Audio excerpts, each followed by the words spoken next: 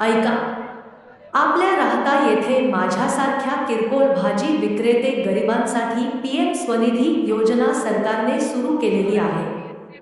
या योजनेअंतर्गत छोट्या स्वरूपात वित्त सहाय्य केले जाते.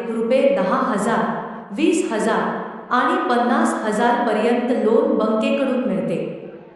हे लोन लहान लहान मासिक हप्त्यांमध्ये परत करता येते.